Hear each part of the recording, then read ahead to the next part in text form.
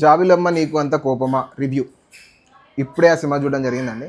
ఈ సినిమా నాకు నచ్చిందా లేదా అంటే ఏదో నచ్చి నచ్చక, ఏదో అంటక, ఏదో గాల్లో నేను మధ్యలో రెండిట్లో తేలుతున్నట్టుందండి.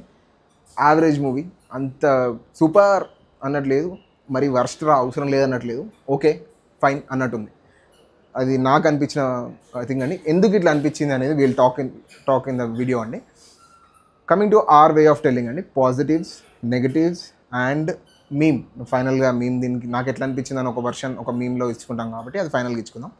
అండ్ కమింగ్ టు పాజిటివ్స్ అండి, మూవీస్ నాకు ఎందుకు యావరేజ్ అనిపించింది అని చెప్పడానికి positives first, it's new age love story అండి. అంటే ఇప్పుడు కరెంట్ జనరేషన్కి కనెక్ట్ అయ్యి, నాకైతే ఇన్ఫ్యాక్ట్ చెప్పాలంటే ఏంటి నేను ఇంత ఇంత పెద్దోన్న అయిపోయినా నాకు ఏంది మరీ ఇప్పుడు ప్రజెంట్ జెన్జీ లవ్ స్టోరీస్ కానీ, అంటే కరెంట్ జనరేషన్లో ఉన్న లవ్ స్టోరీస్ కానీ ఇట్లా ఉంటాయా, న్యూ ఏజ్ ఫిలిమ్స్ లాగా అనిపిస్తున్నాయి. మేబీ అయిపోయిందేమో, నా టైం అయిపోయిందేమో అనిపించింది.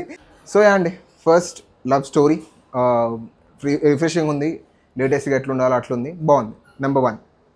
And number 2, hero and hero friend అండి.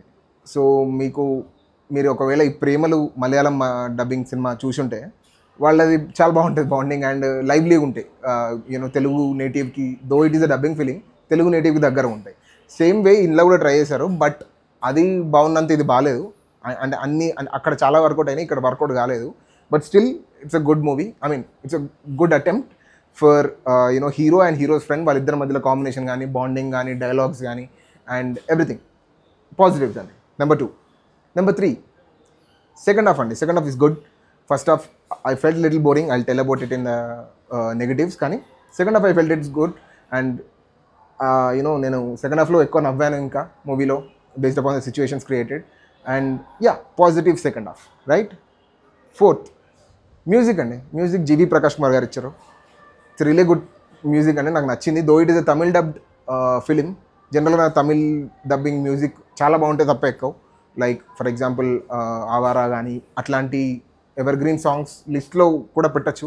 మీకు ఆల్రెడీ గోల్డెన్ స్పారో కానీ చాలా సాంగ్స్ ఉన్నాయి which are a hit. And ఇందులో కూడా you know other songs are also good. Of course లిరిక్సే కొంచెం అటు ఇటు అనిపించింది నాకు.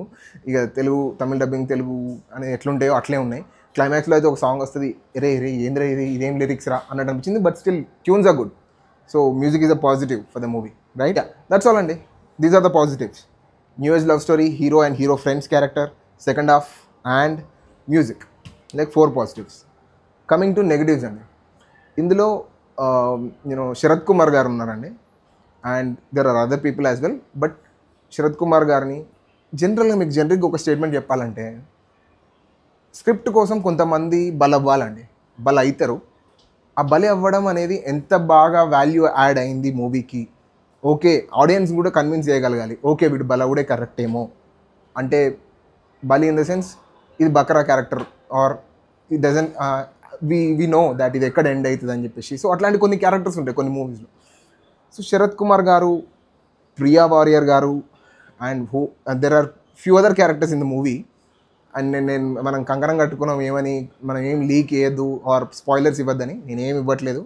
బట్ నేను క్యారెక్టర్స్ చెప్తున్నాను, వీళ్ళందరూ మీకు ట్రైలర్లో కూడా కనిపిస్తారు. బట్ స్టిల్, సో వీళ్ళందరూ ఆర్ లైక్ యూనో బకరా క్యారెక్టర్స్ అండి. అంటే నాకు పెద్దగా వాడుకున్నారు అని అనిపించలేదండి. జోకర్స్ని చేశారు. Don't take me wrong in any of these things. Script కోసం పెద్దగా వాల్యూ యాడ్ అవ్వని వాళ్ళ గురించి నేను మాట్లాడుతున్నాను.